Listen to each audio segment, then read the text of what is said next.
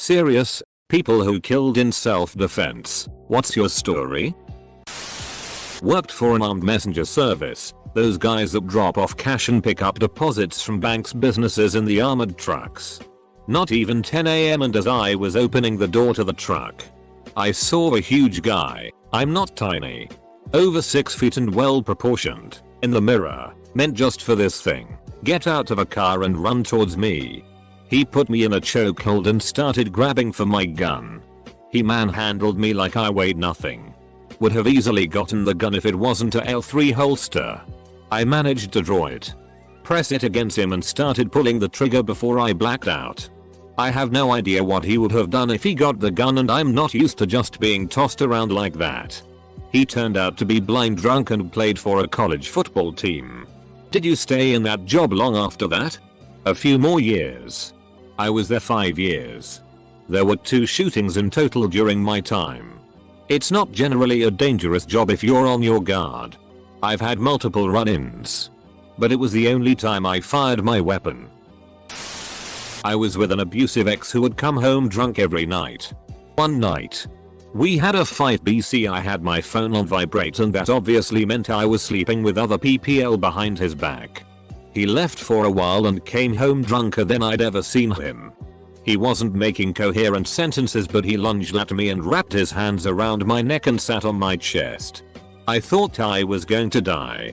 I had done some BJJ when I was younger and managed to pull me legs up under his crotch, and then with everything I had, I pushed him off me. He hit his head on the sharp corner of a table we had in the living room and went still. I figured he had been knocked out, so I went outside and called the police. I was gonna put his ass in jail. I had the deepest purple bruises in perfect fingerprint form around my neck. He would have gone to jail. I smoked a cigarette outside. Walked back in after I calmed my nerves just to make sure he wasn't awake and coming for me. He had a huge pool of blood under him. It was almost black looking, so I stood there trying to figure out WTF I was looking at. Put 2 and 2 together and the rest is history. Years of therapy. Self-defense plea. Open and shut. I was back at my home country during a civil war. Some people started going to random villages and draft males and use them as soldiers. They eventually came to our house and took me, a 12-year-old, and my brother, a 10-year-old. It was a few hours drive until we eventually reached a checkpoint where we would be stationed. Them being animals, one of the commanders took me and my brother to an abandoned building close to that checkpoint and then took off his gear and was trying to RP my brother. I was scared and in a panic I grabbed a decent sized rock and hit him in the back of the head before he can do anything to my brother. He fell and I got on top of him and smashed his face over and over and over with the rock until it was caved in. Me and my brother then ran from that abandoned spot through some mountains and kept running until we reached a city nearby. We went to a nearby mosque, washed the blood off of us and told the sheikh in that area to help us and that we were from said village. To our luck, he was a decent human being and returned us back to our village. A few years later we moved to the US. My brother killed himself 2 years ago and I am still in school. Neither me or my brother told anyone about what happened in that spot. All they know is that we escaped. I want to comment on this to get it off my chest since I don't have opportunities to talk about this with my friends since I'm scared of what they will think. I was born in Honduras. I live in the US now, and from what I remember, it was a very deserted place. I spent most of my time with my walking to this girl's house who was around 16 years old. A couple other kids would come to her house since education was hardly accessible. She would teach us our shapes, animals, colors, act. After class was over I went home and I heard my aunt scream from the kitchen. Auda. And then I remember that my uncle kept a gun hidden covered in rocks beside an old bathtub outside. That's where we bathed. He knew how dangerous it could be in this area, so he prepared me for everything. Went around the back and grabbed it as fast as I could. I went in and there stood a man with a knife threatening my aunt. I didn't really grasp what was happening, but I shot him without any second guesses like I was taught by my uncle. I honestly still don't believe I did something like that to this day, and I don't know what would have happened to my aunt if I didn't get there sooner. I still don't feel comfortable talking about this to my friends, but I just want to get it off my chest. Sorry for any grammar mistakes. English isn't my first language. Shared this before. But I was staying with my grandfather while my parents were out of state, and I woke up to a noise coming from upstairs, main floor. I was in the basement and just knew it wasn't my grandfather. He has hearing damage from Vietnam and it didn't wake him up. But there was banging around and heavy footsteps. I was in the room with the gun cabinet. So I grabbed a shotgun and went to check it out. When I got to the top of the stairs, I just saw a guy in the living room going through stuff, so I pressed the safety and said he needed to leave. He turned around and saw my unthreatening, scared as shit 14-year-old self and told me to just go back downstairs and mind my business. So I repeated myself. He turned around and started walking towards me with something in his hand. So I fired. At this point my grandpa is very awake and comes out of his room and just tells me to look away and call the police. Thankfully, due to all the factors of him being a repeat offender, having a weapon, my age, and castle laws, it didn't go any further than the police coming and asking me questions. It messed me up for a while, and I still think about it often. But I got over it and realized that as unfortunate as it was, I didn't have a whole lot of options at that point. I've shared this before. Not sure if it was accidental. But while in college in my first apartment, I came home from work at 3 AM. Some dude was in the hallway outside my door, and I had a bad feeling about it. I paused and went to get the mail, hoping he would leave. Nope. I come back and he is waiting at my door. I asked him what was up, and he said he was looking for John. My name is not John, and I lived alone. I asked him to move and let me in my door. He told me to frick off and get John. I slid between him and the door, opened it, and he pushed his way in. I pushed him out. He took a swing at me. I swung back, hitting him in the eye, which caused him to fall back and hit his head. Out cold. Forever. Apparently John was the guy who lived in the apartment before me. The dead guy spent 5 years in jail because of John ratting him out for drugs. Dead guy came to get some revenge. Got dead instead. Some guy tries to mug me in the street. He tells me to give him my wallet. I pulled my concealed carry and shot him in the leg, fatal, and pelvis as I pulled up my gun. I grab his gun, a snub-nose revolver, out of his hand and see the chamber. It was empty. That fricked me up for years. I'm sorry you had to go through that. However, he was pointing a firearm at you. Firearms usually have bullets in them. It was justified.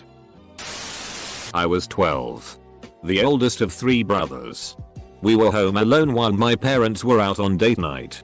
At maybe 10 PM we hear a loud banging at the front door before a man broke the lock with his sheer body weight and momentum. I told my brothers to hide in my room while I went to my parents' room for their shotgun. The whole time this guy is yelling about where are my keys, and he starts coming upstairs when he heard me fumbling as I tried to load the shotgun. He flung the door to my parents' room open and I fell back with the gun shaking in my hands. I closed my eyes and pulled the trigger twice. The first one caught him in the legs and the recoil made the second shot catch his entire torso. The poor man had been drunk and lived a few houses down the way. But I didn't learn that until after.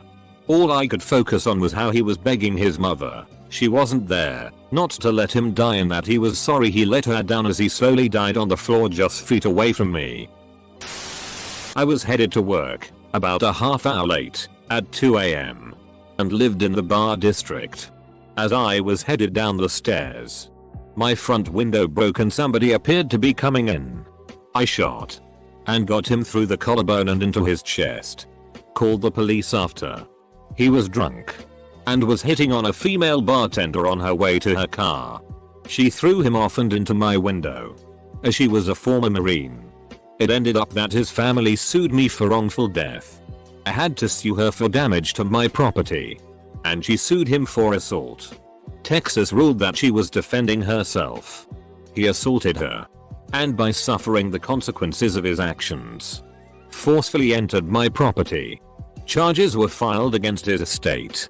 And he was responsible for my window and damage to the property. She was responsible for $500 between my time off and my deposit on bail, which are insurance covered. And I was responsible for his legal fees. Should I have shot if I knew the whole situation? No. But somebody seemingly coming into your house at 2 AM when you're either normally asleep or not there means you have the right to defend. Castle doctrine is a blessing. When I was 13 I was babysitting my younger brother. Parents were out having a dinner date. At the time my family lived on a dirt road. Away from the city. Quiet place. So my parents didn't think much of leaving me alone with my 9-year-old little brother for an hour or two. I was putting him to bed when I heard a knock on the door. This knock was loud and he banged several times before stopping for a moment. Then I heard glass shatter. I immediately grabbed my .22 long rifle my parents got for me and hid in my little brother's room behind his bed with rifle mounted at the door. Told him to hide under the bed and make no noise whatsoever no matter what happens. I had forgotten about my cell phone on the kitchen table halfway across the house. I remember thinking to myself to protect my little brother at any cost. I heard a lot of noises coming from inside my house. First in the kitchen. Then living room. Then my room. Then finally the hallway to my little brother's room. As the door opened I seen an unfamiliar guy. He quickly seen me then rushed me. As there was a good 5-10 steps from the door to my brother's bed I fired all the rounds in my rifle. 5 rounds if anyone is wondering. I just remember him dropping on the floor with a loud thud. My brother crying. And a lot of blood. I called my parents after which they called the police. After talking with my parents, they told me the police said that the guy was our next door neighbor and a registered sex offender most likely was staking out the house and he noticed we were home but our parents weren't. Honestly it hasn't affected me as an adult. I did what had to be done. And I don't regret anything. Needless to say, any future dinner dates my parents had back then they brought us along. Which was nice. I was a door gunner in Iraq for a Hello Squadron. Our main mission was casualty evacuation. 99% of the time we didn't fire weapons. Either we didn't take fire or those shooting at us were too far away to actually hit us. Point being we typically were not shooting at anyone. One mission I happened to be on involved grunts taking fire. We were nearby and they radioed us for cover fire. From the air it was just shooting a green patch on the ground. However after the fight we provided the evacuation support for the wounded. One of the wounded was an enemy combatant that couldn't have been older than 16. Maybe younger. There isn't a day that goes by that the image of him doesn't flash into my thoughts. One night I was walking home. Pretty late like 2 AM in the morning. I was 16 at that time and I happened to pass a bar. One drunk old dude said, "Hey, come here and buy me a beer." I started to walk faster and pretend I didn't hear him. Right after that he jumps on my back. Trying to choke me. Managed to fall hard on my back. He was still piggy riding me. Unfortunately when we fell he hit his head on the curb. Happened last week. Guy broke into my house and I woke up when I heard noises in the hallway. I took my gun out and yelled through the door for him to get out and that I already notified the police. He barged into the bedroom holding a knife 5 seconds later. I shot him twice in the abdomen and he died in the hospital. I still feel pretty conflicted about this. It's hard to describe. But I do feel bad about doing it. He had a family after all. On the other hand I figured it was him or me and my girlfriend and I had no other choice. I do think it'll need a few more weeks to truly sink in. But I can tell you I haven't slept well since. I'm also constantly distracted at work right now. The police told me I was lucky to wait until he went into the bedroom with a weapon. As otherwise I could have faced manslaughter charges. As it is, it's gonna be lawful self-defense. This was a few years ago. I was going back to home after a visit to my bank. I realized that someone was following me. I tried to ignore it first but he kept following me. I changed my direction so that I don't go near my home. Then to finally confirm whether it was real, I pretended to tie my shoelaces. The guy took this as an opportunity and lunged at me. I realized what was happening just in time. I stood up hurriedly. He bumped into me and I fell down again. I thought I was done for. But the guy fell down too on the road and got run over. I have a fear of roads ever since then. Even when I am driving. I know it doesn't make sense that I would develop a phobia of roads after this. But that's what happened. Just a quick comment from a former police officer. These things are never planned for. They happen spontaneously and when you least expect them. People never feel good about killing someone even if they were right. There was one thing that always seemed to amaze me. Many of these perpetrators, even after being fatally wounded, i.e. stabbed or shot through the heart, for instance, would sometimes run away and be found as much as a kilometer away from where it happened. People don't just drop dead instantly as they do on television. BTW. For people not from America. There are places here that are so isolated that there is effectively no law enforcement. No patrols, and even when called, police or sheriff deputies can take an hour to arrive. It's just a very big place. So people are expected to be able to fend for themselves until help arrives. We like to say, 911. When seconds count. Help is only minutes away. I was 16 at the time. And my parents were on holiday at this time. My 21-year-old brother was looking after me. I hate the sight of blood and just the thought of it makes me lighthearted. My brother went down to the grocery store with his girlfriend to get some food for the next few days. About 5-7 minutes after they leave, I hear a quiet fumbling coming from downstairs. Thinking it's a possum or something, I walk downstairs with a water squirt gun to scare it off. I was used to and they hate water. Anyway, I get downstairs right as I hear a metallic thud and a bang against the front door. I run back upstairs and get my parents' handgun from the safe in their room.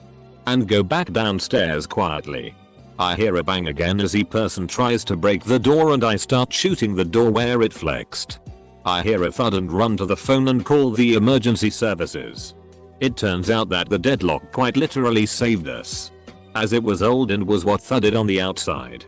A 34-year-old man who had been drinking at the time saw my brother leave from the garage and saw no other cars and thought it would be smart to break in. He had a history of drinking and drug-related charges, so it was open and shut. I didn't dare step outside for a few days after because of the weight of what I had done and didn't go to school for a few months following. I live with my girlfriend. Let's call her Layla. So one day Layla had to take care of some family business, so I was left alone. Keep this in mind. There's a gun upstairs. My puppy is sleeping. And all but one door is locked. That night somebody decided it would be okay to not even walk through the unlocked door, but break my girlfriend's window. Of course. My puppy woke up and barked right near my ear. The shattering glass obviously scared the shit out of me and I ran upstairs to my closet. Grabbed the gun and looked in each room to see where the glass was broken. And it did not take long, as I found out it was in Layla's room. When I burst in, the man was brushing glass off his pants. I froze for a moment. I then remembered we were on the second story. And since he was still by the window, I pushed him out of it and ran out and called the police. I did not have to even hold up my gun, which I'm glad I did not. I was not charged for murder, and I think I have learned from it. Layla and I have moved to another state and our puppy is doing good. I'm scared to stay home alone though, and I get really paranoid. My separation anxiety does no help either. I have zero idea why the man was at my house. Posted on a different thread a while ago, but it fits this one too, so here goes. I didn't kill a person, but my neighbor's dog. Animal death warning for anyone who's bothered by that stuff. It was one of my neighbor's retired police dog, German Shepherd, and had been having issues with PTSD. It became very aggressive towards other neighbors and actually broke my elderly neighbor's arm by chasing her down and using her forearm as its own personal rag doll. The community wanted it put down after that incident, but the owner just said she'd muzzle the dog. I straight up told her if that dog ever attacked anyone in my family, I had young siblings, I would kill it. All was good for about 2-3 months until one day when my two little sisters, 8-year and 6-year, were outside playing and I heard them start screaming. I ran outside and this dog had them trapped on the play set in our front yard. It was a wooden castle type of structure and they had climbed up on top of the roof so the dog couldn't reach them. I grabbed my older brother's aluminum baseball bat and went over to confront the dog. It didn't have a muzzle on and seemed very angry. I yelled at it and it charged me. So as it jumped at me, I just swung at it and made contact with its head. That killed the dog immediately. Dog's owner was pissed. Cops were called. My parents and other neighbors backed me up. Nothing more happened. We moved away a few months later after she adopted another dog. My grandmother knew a woman that slowly killed her abusive husband. He was diagnosed with cholesterol and heart problems. So being the dutiful wife worked out healthy meal plans, stopped buying butter, etc. This was the 80s. So different advice then. After 1 or 2 meals he got all verbally abusive to her. This is rabbit food, I want steak, I want bacon sandwiches, I hate brown bread. She snapped. Gave him what he wanted. Kids and her got healthy food. Husband died in his late 50s early 60s. Whole load of obesity, overweight problems. Wife was a new woman. Volunteered in the local charity shop. Joined an art group. Walking clubs, etc. A lot of the older people disagreed with her suddenly having a new life because she was the subject of a lot of gossip. Throw away. Because I don't want the hate mail clogging up my main account. I'm a cop who was forced to kill a suspect. Been an officer for 6 years at that point. And was working patrol. I pulled over a vehicle that was swerving a little bit. Traffic stops are always dangerous. Not only do you have to worry about the fact that you don't know what you're about to face, but you also have to worry about getting hit by a car while standing with your back to speeding traffic. Usually, the traffic is the biggest danger. And I was already worrying about it because that particular road was a little dangerous. When I got to the driver's window, I remember that he was sweating profusely. That was all I had time to notice before he brought his right hand into view and fired 3 shots at me. I jumped back and returned fire on reflexes alone. Not gonna lie, if I hadn't just used the bathroom, I would probably have pissed my pants. Instead, I fired 5 shots. Called it in. Saw him move his hand and fired 5 more. If he'd taken a split second to aim, I wouldn't be telling this story. I can only speak for my father who passed. He was 17 and was working for a drug dealer in New York City. A guy at a dope house he went to jumped up and ran at him with a knife. He was stabbed before and said if anyone tried it again he would kill them. He shot the guy twice in the chest. He then went over and finished the mag in his face. He went from self-defense to manslaughter and got 8 years. Stayed for 12. His childhood was seriously very fricked up. He was a sociopath that was environmentally caused. He did a lot of bad tea. But TBH, if I had his childhood I wouldn't have survived. Not sure if this totally fits, but here goes. My older brother, who was adopted at 14, told me this one. He didn't have a stable home life in Mexico. Abusive father. Apathetic or malicious relatives. So on and so forth. He didn't explain things in too much detail. But his uncle, who had sexually assaulted my brother, went after my brother's brother one night. He remembers waking up and seeing a figure on his brother's bed. That's when he grabbed the baseball bat beside his bed and hit his uncle twice. Once on the back and once on the head. His uncle slumped over and then what was done was done. They hid him under my brother's bed for a while before burying him. He claims that nobody ever found out what happened to his uncle. And swore me to secrecy as well. I was in Iraq during the invasion. We were exhausted from weeks of intense combat and extremely fatigued. Once we reached Baghdad, we were tasked with restoring the order and basically providing police force.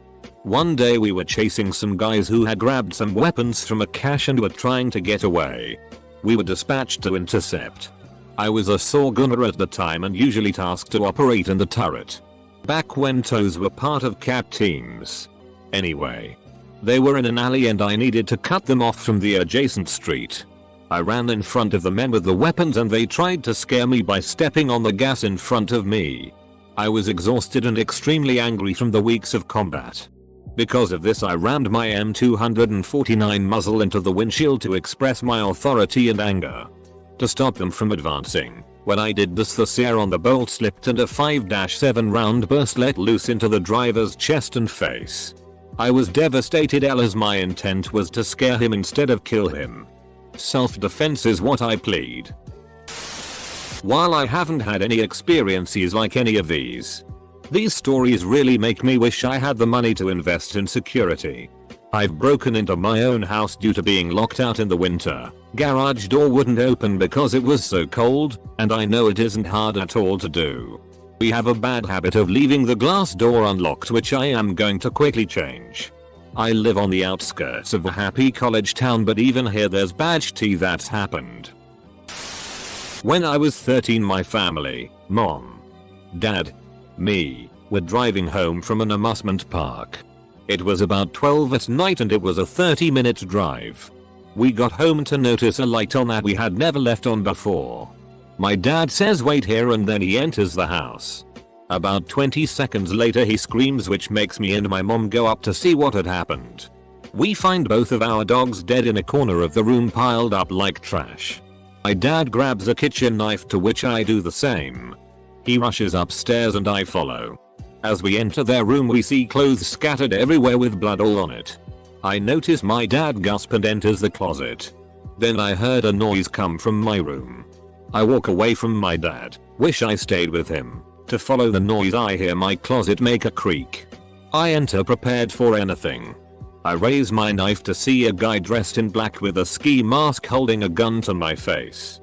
I quickly react and smack it away from my face and stab him in his neck. I run out of my room to my dad to see the guy dead on the floor and blood everywhere. We call the police and found out that he had a criminal record and they were looking for this guy for a while. To this day we are moved and I can never get over what I did. I know of someone that was in their mid-teens back in the 1960s in Kentucky that had an older friend, John, that was in his 20s and was basically his big brother.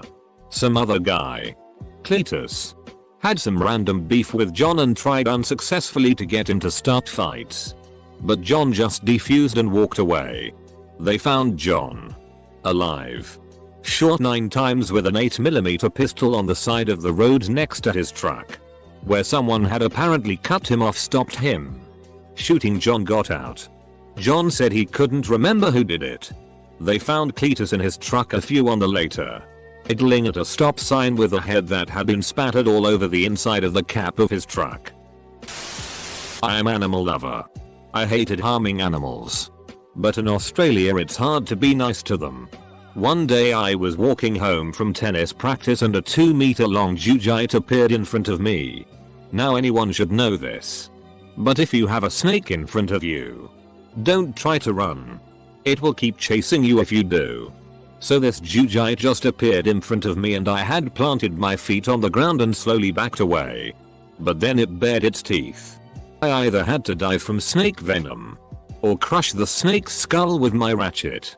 Based on the title of this post, you know what I chose.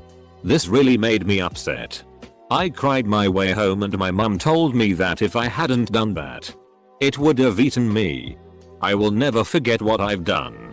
I will always shed a tear when I see a snake. I am sorry, little big buddy. I was walking home from the rec center when I was 15. It had gotten a lot darker due to daylight savings and I didn't realize the time. I lived in a bad neighborhood. I was going home and this guy in the alleyway attacked me. He started beating the shit out of me and robbing me. I still don't know why he just didn't take his gun out and shoot me. Anyways, I started fighting back and wrestling this guy. Somehow the gun got knocked about 2 feet away from my head. He was on top of me, beating me and choking me. I started feeling around and there was this pretty pointy rock that was next to this trash can. I grabbed it and punched him with it in his rib and then again to his jaw. I shrimped out and crawled towards the gun. Once I had it, I rolled over and shot him 3 times and just lay there for a few minutes trying to process what the frick just happened. This is hard because it was a German Shepherd that attacked me and it wasn't the dog's fault. Its owners had trained it to be a guard dog by basically just tormenting it and starving it. They were supposed to keep it on a leash on their property, but they let it off all the time and it would attack random people. One night I was walking to my GF's house and it and the other less aggressive dog they had rushed me. It leapt but didn't knock me down and just had its paws on my chest. I squeezed and twisted its paw until it screamed and backed down. I started carrying a knife after that. Another night it rushed me but I sliced its nose before it could get close. The last attack was during the day. My dad and I were walking our little dog and both German Shepherds came at us over the fence. One grabbed our little poodle and started shaking it. I assume it was the aggressive one. My dad and I both just started kicking it and stomping it. I heard its ribs crack. I think my dad kicked in its skull. Our little dog was okay. It was bleeding pretty badly on both sides since the shepherd's jaws wrapped all the way around it, but he didn't have any serious injuries. Starts with I was the DD for the night. We would draw straws on who stayed sober and drove. Well, I was DD so I had my pistol on my lawfully. I went into the parking garage to get my truck. I had door open when I heard some pretty fast footsteps behind me. I tuned and had a man charging me with a knife. I pulled my gun out and hit him twice, both in the chest area. I called 911. I took my shirt off to help slow the bleeding. He began to tell me he had a wife and kid at home. I looked him in his eyes and told him he should have thought of them beforehand. He died before the cops even got there. It was a crazy 2 days and I regret nothing. I like to tell PPL about this, hoping it will get to someone thinking about robbing someone to save a life. There is always another way. I woke up in the middle of the night and I heard something. I got up and walked downstairs. I still heard some noise. I was super scared as I had never been in such a situation before. Anyway, I saw the robber holding a knife. He didn't see me at first, but after I grabbed a baseball bat he came at me. I didn't know what to do, so I just swung the bat as hard as I could. I had hit his skull. I heard a sickening crack.